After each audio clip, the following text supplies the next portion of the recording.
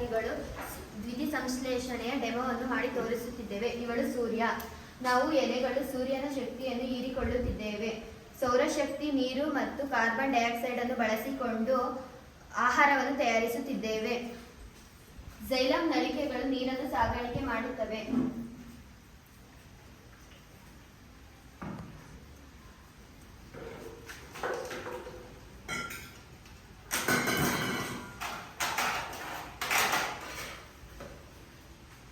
ತಯಾರಾದ ಆಹಾರವನ್ನು ಫ್ಲೋಯಂ ನಳಿಕೆಗಳು ಎಲ್ಲ ಭಾಗಗಳಿಗೆ